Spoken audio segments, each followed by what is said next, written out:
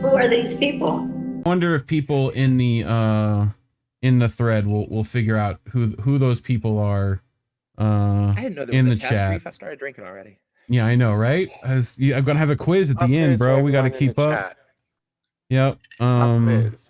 So, all right. So let's get into it. It looks like you left Johnny Cash on a deserted island for a long time, and then you Right, came back and to that's get him, what and you you were came like, out- you're it's pretty starring in a close. remake of Reservoir Dogs. And It's go. pretty close. So this is Christian Smalls. This is his Twitter, and he put out this tweet on the 9th of our Lord's May. You know, I mean, my Lord's Cthulhu, but you know, I'll let you choose your own at home. So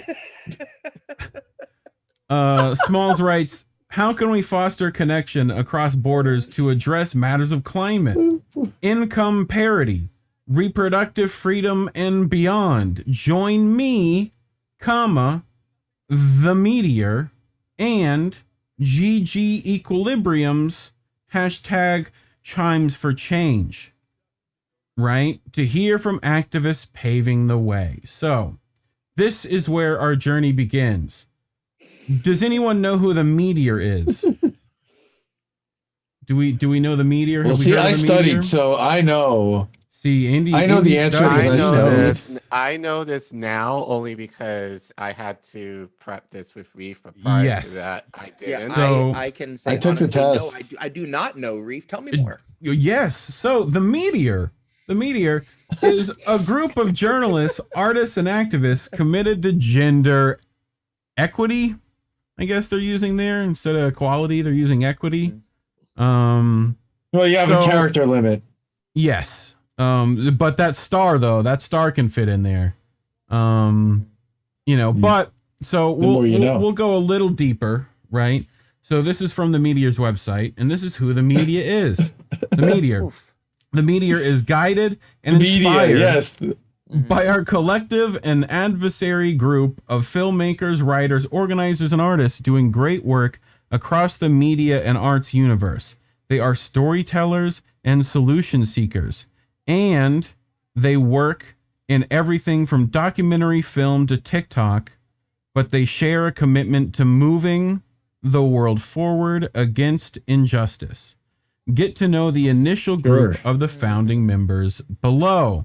And this is going to be hard for people to read, but I will make it as big as possible here. No, you don't need to read it. You don't need to read it. Just blow it up and show the picture. Just show the picture. So this is what happened. I don't know if people know who this is, but I'll read the caption. So one of our first brainstorming meetings in Gloria Steinem's living room.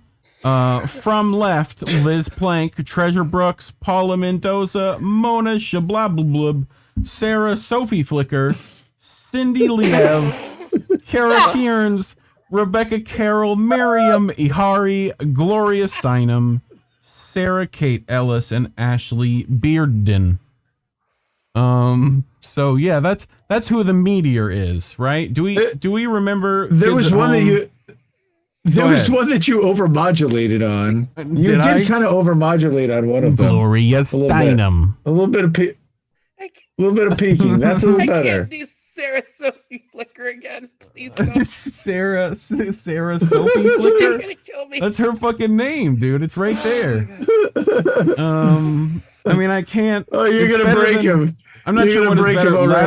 Last week's Eagle Woman or this week's Sophie Flicker. So I'll take either.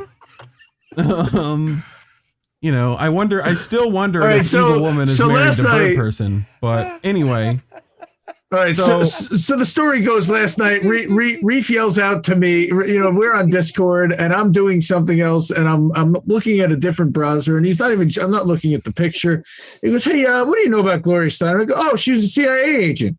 Yes, and he goes, "Oh, yeah, thank you." Glad someone remembers. So the true story of Gloria Steinem, from the CIA to the world's most famous feminist. Before Gloria Steinem was the face of second-wave feminism, she was an anti-communist operative for the CIA and went undercover with Playboy to expose their misogynistic practices. So, we have a clip of her talking about this, just in case people forgot. This is her describing her time. Gloria, at the festival, you worked for the Independent Research Service. That's right. Well, exactly when did your own association with the CIA start, and in what fashion? Did they come to you, or did you go to them? In 1958, when I came home from India, I discussed with student leaders, past and present, many of them active with the National Student Association, this kind of small foundation to encourage Americans to go. They thought it was a good idea, too. I was then told by foundations and professors and friends that I should not do this, that I would get in trouble with the House Un-American Activities Committee, the American Legion, all of those 50s people. And I became convinced that it was impossible. It was at that point that the student leaders said to me that they had in the past received funds for international programs from the CIA, and that they felt that this was important and could also be partly funded by the CIA. Well, I mean, did you feel that you really tried? I mean, did you go around to all of the wealthy private foundations, wealthy private people, and explain your point of view, and explain why you felt it was important that the United States be represented at these things in a certain way? What did they tell you? They told me that, well, the Ford Foundation, for instance, told me that they thought we were too liberal and too controversial, and that we would endanger their cultural programs in Austria. I mean, the first festival was being held in Vienna. It was not encouraging at all. And the private individuals to whom I went Ford Foundation often had particular points of view to put forward, which would have been much, much more restricting than the CIA funds were, which were free. I mean, no one was told what to say. What do you mean they were free? You mean to say it was easier for you to work for the CIA than a private organization? That's right. And the reason I think that comes as a surprise, as it did to me at the time. I mean, I had the conventional liberals' view of the CIA as a right-wing incendiary group, and I was amazed to discover that this was far from the case, that they were enlightened, liberal, nonpartisan activists of the sort who characterized the Kennedy administration, for instance.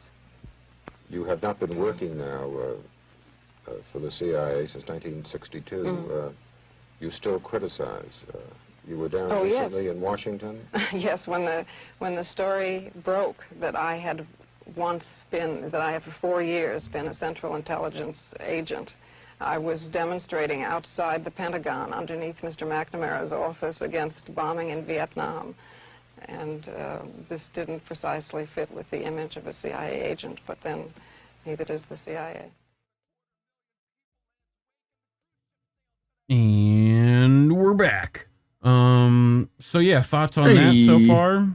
I mean, this is just. I heard something else jumped out off the page at me. Sorry, Reef. Something jumped off the audio at me, and I went and it's the words Ford Foundation, which is historically had deep ties to CIA.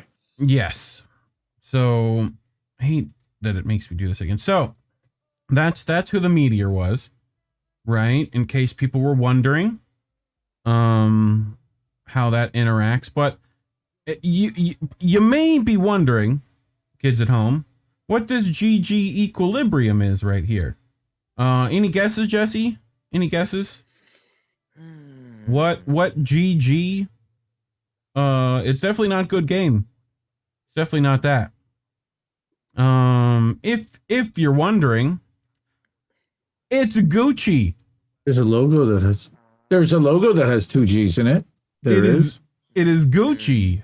In fact, it is Gucci's equilibrium.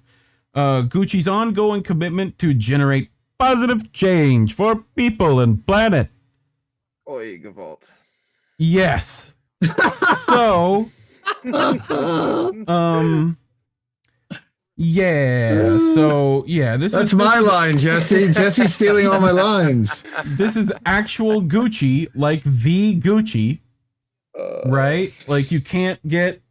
I mean, I don't know how else you like square that circle. Hey man, it's all Gucci, bro. It's all apparently it is all Gucci. In fact, you pop your collar when you say that to me, buddy. So, if people would like to know what kind of company Gucci is, right?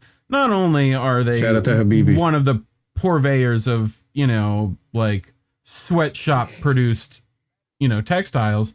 This is a $400. Oh, this is one of my favorites. And $90 swimming suit, right? For swimming, right? But if you just look at this highlighted part, they advise that you do not wear it to swim, but it's made in Italy, guys. It's made in Italy, so it's made in Italy.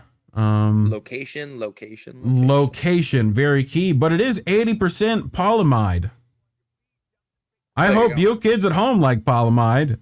It's also 20% elastane. I've never heard of elastane. You have to hand wash it.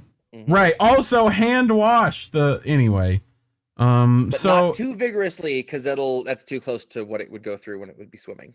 in case you wondered who Gucci was, I just figured I'd remind people. But I don't know if you know this individual. But I know him on Twitter. So this is Johnny the Commie, who looked at this and went, Jesus Christ, this does not look good, right? And, there's one last thing to check, this chime for change, right? So I checked on that too, right? And this is Harry Styles. Do we all know who Harry Styles is? One of the well-coiffed hair having One Direction member, correct? Was he One Republic, One Direction? Yeah. I think that is how the kids be calling it. It is the One Directions. It is the One Direction. So Harry has 2 Chime for Change stickers on his Gucci suitcase. Chime for Change is a global campaign founded by Gucci in 2013 to convene, unite, and strengthen the voices speaking out for gender equality. So I replied. I felt like I had to. Fucking Gucci, like the Gucci? Yeah, I'm with that guy. This does not look good. What's next? Versace? Louis Vuitton? He gonna get a couple of pairs of Louboutins too? Those fucking red bottoms? You know what I'm saying? You gotta get some fucking red bottoms. Hey, little fucking power stiletto. Hey, man. Little black dress. We'll be all right. You know what? I'll tell you what. If Christian Louboutin wants to make a pair of yellow-bottomed Amazon labor pumps, I'll bet somebody's gonna wear them. I'm sure we're getting custom. I know Nikes. somebody who wears a tax the rich dress who might be really excited to wear something like that. It's amazing the parallels we've been able to make between AOC and it's almost like we've done this segment a few times on this person now. I didn't say that. No. This is from Teen Vogue. Wonderful purveyor of real progressive journalism, Teen Vogue. The Union Drip account knows workers' rights are in style. They're literally fangirling over a Twitter fucking account that essentially just takes fashion from union members. So yes, lovely dystopia we're living in. This is a real article. I'll put the link in chat if people want to go, read this, because I certainly don't want to have to, because I feel like everyone gets it. But do you now know who this is, Jesse? Dr. John Cooper Clarke. You have to have that. There you go. Look at that. No, Dr. John Cooper Clarke. Well, he was one of the he's a poet. He's from I want to say he's Manchester. Right? What's the one with the B? It's Manchester, right? They're the bees. They're like, it's like their mascot. Sure. They're like the worker bees, I think. Over London. Sure, I believe that. I'll check real quick. Yeah, pretty sure. Yeah, look where John Cooper Clarke is from. Tell me that. He's got a real accent that is very particular. But he's from Lancaster. Lancaster. Okay. So I forget how they call that. Lancastrian, something like that. Anyway, you'll see him on the popular show 8 out of 10 Cats Does Countdown, right? He'll be over in Dictionary Corner, but he's a poet by trade, and he was a punk poet. So he would go to all those Ramones concerts and the Clash, right, and the Sex Pistols, and he'd go out and like cover. He's the opener, right? So he's pretty well known as a poet, but he has this poem here that I thought was fitting. So I figured I'd recite it for people. I'm not going to do a Lancastrian accent, even though people should go look up John Cooper Clarke. Thank you. So thank you. This is called Euro Communist / Gucci Socialist. And I'm going to have to take a big drink of hydrating liquid. Tequila. Delicious. For a modern home and cheap electricity, streamlined, functional, neat simplicity, put yourself on the slum clearance list, dial a dialectual materialist, find out what your net potential is, get married to an existentialist, don't doubt your own identity, dress down to a cool anonymity, the Pierre Cardin line to infinity, clothes to climb the meritocracy, the new age of benevolent bureaucracy. I like to visit all the big cities, museums, and municipal facilities. I strive for critical ability. I thrive on political activity. I'm alive in a new society. I arrive quickly, quietly.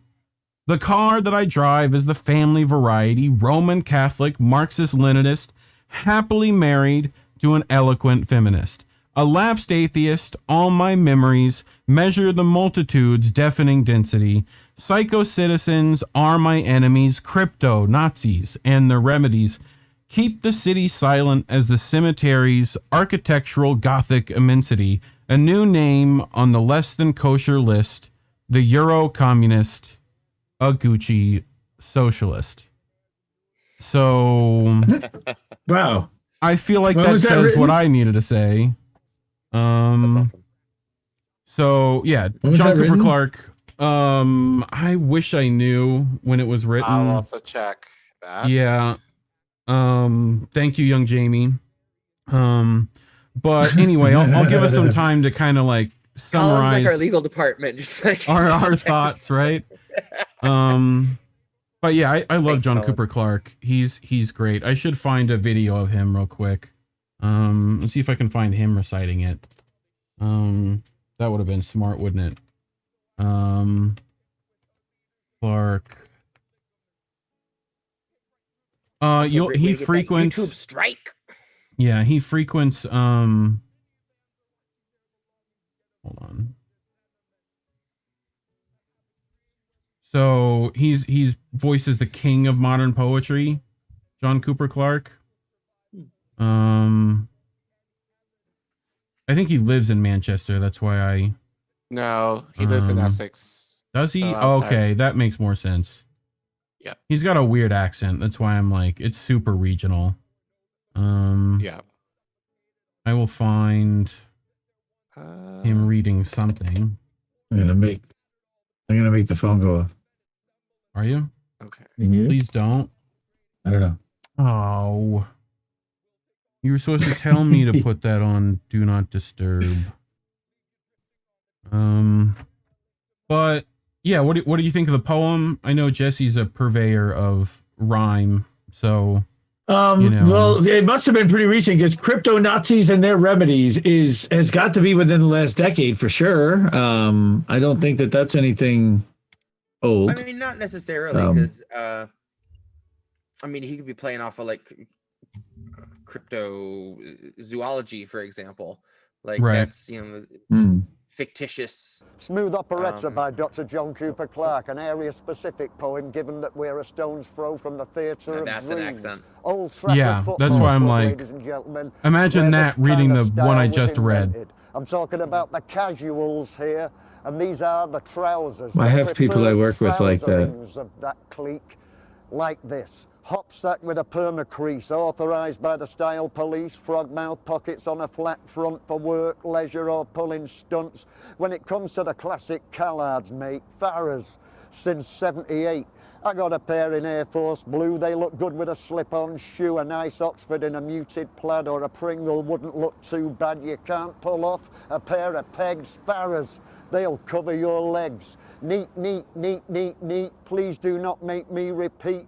The dress code is hard and brief, look out for the F motif. Spick and span, borderline sportif, spotless. Alive, she cried, Farrers, the parallel stride. Which Farrers, I think, are jeans, right? Because it's Cockney rhyming, pretty sure. Yeah, I think so. Wayfarers, there's definitely pants of some kind, trousers. Yeah. Trousers. But yeah, I'm a big fan. Like, this is him back in the day, right? Back when he was like opening for punk stuff. Right, this geezer, he wins the pools. It does. I mean, it does. He wins the pools. He thinks I'll get a motor, right? And not only that, I'll get a roll. But anyway, I just thought I'd educate some people on stuff. So before I wanted to get everyone's take so far on just that tweet and what you think Smalls has been up to there. You know, I mean, for me, seeing the the warm welcome from Joe Biden and stuff. What's funny, what really threw me the most, I think that that first day, Chris Smalls had tweeted something about, the president told me I got him in trouble. Good. And that immediately just made me think of good trouble. And I was like, there is a good trouble tweet on the immediate horizon. It was like, the next day that they played that next clip, and it was Joe Biden telling him, you're my kind of trouble. You're good trouble. I'm like, fuck us. Right. Seriously. Fuck God. You. Yeah. Yep. But no, I mean, me, Collin, and Indy have all been kind of covering a lot of stuff around the ALU and this story in general. And we've been trying to warn people and not just interact with Chris Smalls, even though we have said, hey, come talk to us. And a friend of the show, Franco, I think also reached out recently. Friend of the show, Sabby, too. Sabby has also tried to reach out. So pretty sure if Feeney's talked to Derek Palmer from the ALU vice president. Yes. We've made attempts. I've publicly reached out and I've sent an email. I'm sure they're flooded with stuff. I've reached out to the ALU's email directly as well and sent that off to some people so they could see what was sent and what we want to do here. And nobody's answering our emails. I mean, no, look, we don't have much of a following, and I don't expect we don't even necessarily need to do this on camera, even though that would be appreciative. I just feel like we want sit rep, man. Like where's the actual work happening? What's actually happening? Like we want to. It's fine. You want to get a message out, but I don't know if this is the message you want to be sending. I think is what we've been saying. They're trying to politicize things, and I have some bit about his trip to Congress in a bit. But I definitely thought that this and Ian and member Lucy has been kind of looking at the fashion side of this thing and how that may be, part of the co-opting. So she got replied by Christian Smalls. So if you look at the main view screen, Captain, at Shutdown Amazon is now either co-opted or has explaining to do. In less than 1 month, he showed up to GQ, Teen Vogue, shaking at POTUS's hands, at White House, and now streaming with dim candidates on the Katie Halper show. right? So screw this ish. I am not voting for any of you fools in November. Smalls replies, co-opted by workers. Yes, lol face. I don't care about any of that. I thought I made myself clear. Has it been very clear to anyone else? It's not just me that's confused at this. Okay. So Lucy responds, explain this, chump. Right? I was invited with 5 other unions. Let me talk to those chumps too. Like, how does that just makes it to where, yes, unions are dumb right now then. If that's the decision making. Lucy responds, and how much did you get paid for the GQ cover? Right? And the Teen Vogue cover. And who chose your outfit for the photo ops with Joe Biden? And why did you wear a sunflower in the photo op with Dolores Huerta?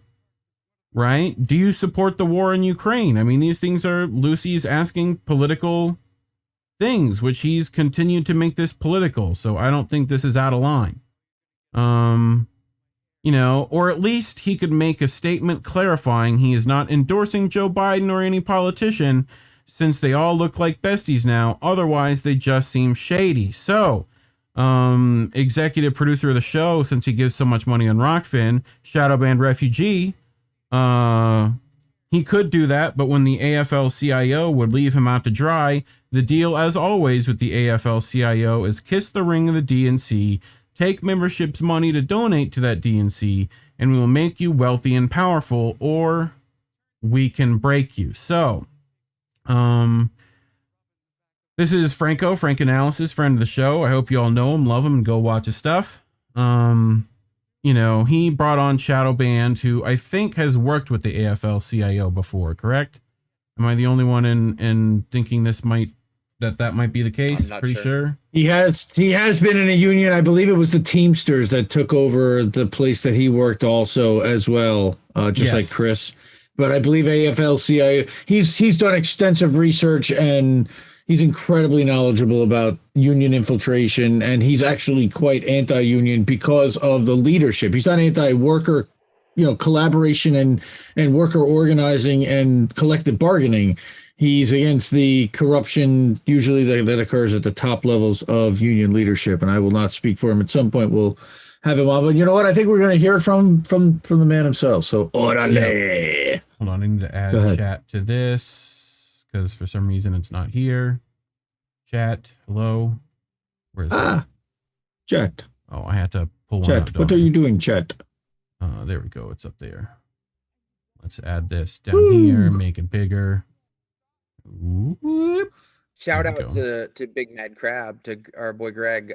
Just found out we were born a day apart. So Pisces gang, rise up. Nice. I'm also Pisces, so INN creative director. Yeah, not that me being born in March has anything to do with my personality. They're you fucking superstitious weirdos. Me and Greg's upcoming side project together is gonna slap even fucking harder. Did you guys charge your crystals? Did you charge them?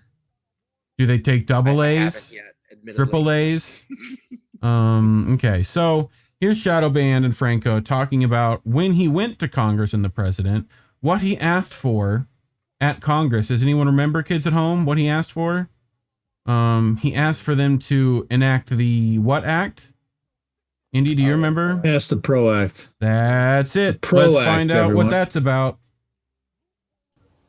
This bill, it actually amends Taft-Hartley in a certain way. There's 2 pieces of legislation that it amends in a cardinal sense, right? One of them being Taft-Hartley, and one of them was another Labor Relations Act that was passed in, I think, 58 or 59. It was about a decade after Taft-Hartley. So, and I wrote a piece on this about organized labor and what its pitfalls are. Hey, look, we can see Marcus now. Yeah. And the crux of Taft-Hartley is to get the state involved in labor relations, right? And that sounds well and good if you are in control of the state. However, you're not. It wasn't built for you. It was built for the fucking masters. So, really, what Taft-Hartley does is it uses the state to tell labor organizations what is okay and what is not okay in the eyes like solidarity striking. Solidarity striking is illegal as of Taft-Hartley, right? But also your contract. If you, as a labor organization, are asking for too much, so the contractors say, as far as raises and pensions and benefits and everything on your fucking contract renewals, then they can take it to something called the Council on Industry Relations, which is members of the state, members of the Contractors Association, and members of the labor organization. Is that the union version of the CFR? Yeah, pretty much. And they get to decide your contract for you, and they get to decide what's fair, right? Now, why someone who started the Amazon Labor Organization or Union would be jumping on this particular fucking bill boggles the mind, because it is specifically written into this bill that it has to be a certified union. That is code for it must be affiliated with the AFL-CIO, meaning the Amazon Labor Union will be stricken. It will no longer exist. So, yeah. If PRO Act enacted, that means for the kids playing at home that the ALU wouldn't exist in that system. Mm-hmm. So, and no talk about repealing Taft-Hartley while he's there. So whoever wrote him that script missed out. So yeah, but that's I think all I had on this. Oh no, it continues. Franco did ask him, "Hi Chris, would you like to discuss in an interview some concerns people have about your meeting with Biden? It would help calm some people who have lost faith. Thank you, Franco." Franco, adorable and sweet as always. So, good for him. You know, we've asked nicely too, and I don't mean to critique you in a like Smalls if you're watching, which I hope you are. You know, we're not here to just critique you. In fact, me and Indy covered just last week how they're trying to screw over your workers, right? How they're firing them right now. Among he was talking about that yesterday, actually. Many roadblocks that the ALU is you know having right now. I just don't want you to get co-opted, and right now it seems like that might be happening. Like I can't hero worship you. I'd love to trust you, but you know, I definitely don't trust them. So, yeah, reach out to anyone on our side of the space, Franco, Sabby, anybody, and actually give them the rundown of what's happening. That would be nice. In detail would also be appreciated. And, you know, let us talk to the advisors who told you not this just what's happening, idea. but not just what's happening, but what's the plan, and how can we help, and how can we help organize and get the word out and spread the stories of what's happening in the warehouses and hold meetings offline for workers. We want to help. We have a voice. We know how to run streams. We know technology. We know marketing. We know social media. We have skills that we can lend to this. And we're offering, and we're kind of screaming here that we want to help. And you guys are up against the biggest machine in the history of the world that has literally trillions of dollars at its disposal, including the oligarch that runs and owns the company itself, the wealthiest man in the world. You're going to need some help from everybody.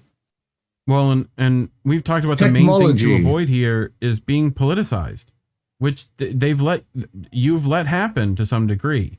You're probably now going to have to push back the other way, that you aren't a political organization, that you aren't affiliated with any politics, that this is about workers and it's not a left-right issue, that this is, you know, like I need some reassurances that you just aren't doing this because the DNC likes you right now.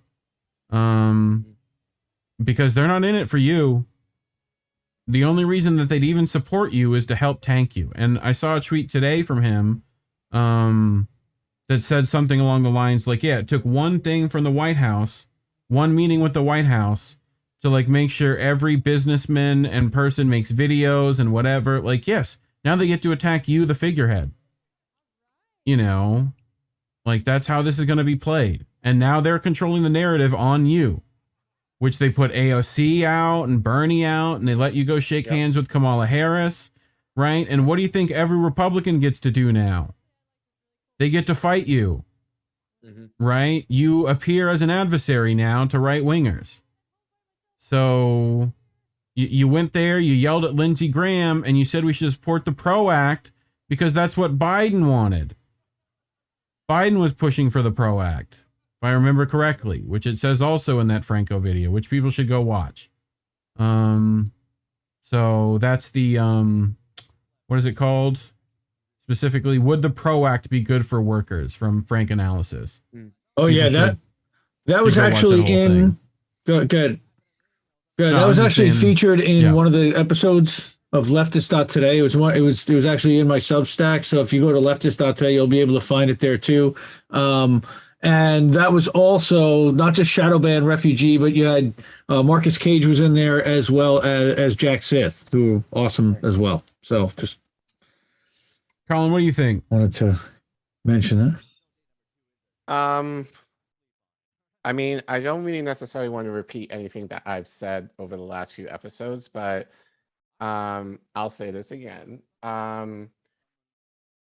It just kind of shows to me, and like people are calling Chris out, you know, like, oh, he's sold out, whatever. I think if anything, he's just naive. And I said this to Reef the other day, like, if you look at our history, and especially like if you look at the civil rights movement, you know, and just kind of see the examples of the people who came before, like MLK, Malcolm X, they've talked about this, you know, they talked about this stuff, these issues that, you know, the liberal elite class are going to do as far as trying to co-opt movements. And I've said this before, like, Democrats are way more effective in destroying revolutionary movements. Like, if Republicans is one thing because everybody is like on the ready, you know, when the Republicans in office, but like when it's a Democrat, like everyone's guard is down, and it's much easier for Democrats to come in and infiltrate a lot of these movements, you know, and neutralize them. Look what happened, you know, regarding George Floyd. And so I think Chris, and I want to be as fair as possible to him because, you know, like people are not going to necessarily know all the stuff that in a way that we kind of know and observe, you know, from the outside in. So I can't fault Chris entirely, but given how I think we have reached out to him, the very people that he initially, you know, like he went on Sabby's show, he went on when Rising, when Crystal and Saga went on initially, Went on Jamie. Yeah, like, you know, when he got fired from Amazon, and you know, people gave him love then, and the fact that now, you know, people have reached out to him now that he's gotten a little bit of notoriety and he's not showing up, you know, so far, you know, that's a red flag. And it's a red flag because we've seen this before. We've seen this with AOC, we've seen this with Cori Bush, you know. So so that's the first part. And I think it also just kind of speaks to the lack of education that we have in this country, I think, especially regarding like revolutionary movements like this, you know, because I think if people were more aware of stuff like this, they'll be better able to kind of engage, you know, some of these tactics that the elite class puts on us, you know, in order to avoid an uprising, you know. And, you know, it's hard because like Nick from RBN, he periodically will share that one page from the CIA. It's like how to bust up a movement 101. Right. And those infiltration techniques, it's like a what to expect on Twitter guide. It really is. There's always that person that wants to chime in and try to just split everything up and just pour all this quicksand into every conversation. And in spite of however often you share that, people still fall for that same stuff. It's so pervasive in every serious conversation you try to have. There are so many people that want to show up and just try to split hairs until you just want out of the conversation, you know, and that's purposeful. And it's so hard to get people to see it when it's literally everywhere. It's overwhelming. It can be, for sure. I mean, right now it just looks like Biden and company are treating him like a puppy, basically, like a cute little puppy, right? You know, where you know, we lost you. Oh, there you're back. Oh, you're good. You're was good. that me? Or yeah, I think so. Okay, yeah. I'll repeat that, but like, you know, Biden and company are treating him like a puppy, whereas, you know, Chris should be coming in like a pit bull in the sense of they should be fearful of him. You know, they should regret you even showing up. They should have to drag you out of that room. Right. And I know like people have mixed feelings about him being at the White House or whatever else, you know. I'm personally of the idea of, if you invited to go, you know, like, make sure you make your demands met. You know, let them know like what you're looking for, you know, so that they will kind of pause as to why they invited you. Yeah. Give them no other narrative to run with, like no other narrative. And don't let people like talk about your message unless they're a worker. You go talk to those workers and you make sure that they're seen and that their voices are heard, not like they have needs that need to be met now. And that's the way you should come in there. And like, you're going to have to seize this power. This isn't a power they're just going to give you. Like, I mean, Chris really should have came in when Biden was like, "Oh, you're causing trouble." I'm like, and he should have been like, "Yeah, tell me more about Amazon, who is basically funding you." Like, and tell me more. No, about the one who's causing trouble. Right, the one who's really causing trouble is Jeff Bezos. And what are you going to do about that? Because he's hurting workers worldwide, or nationwide for sure, but worldwide. And you and the NLRB has the power to stop that.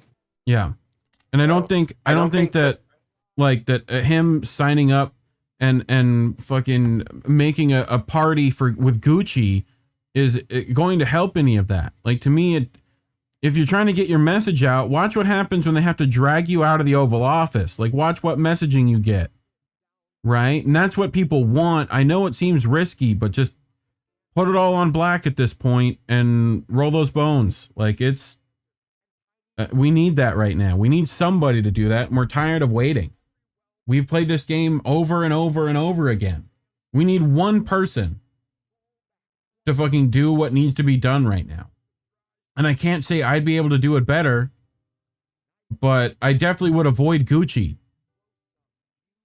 Like, I'm not going to let myself get even seem like I'm getting bought out. Like, that's what's crazy to me. Like, how do you not see those optics? Like, anyway, Lucy is in the chat. What's up, Lucy? They're already tweeting out his stuff to tell people to vote blue. Yeah, exactly. They're using this to politicize the entire labor movement. AOC hopping up at his speech and saying, "We this and we did that and we did this."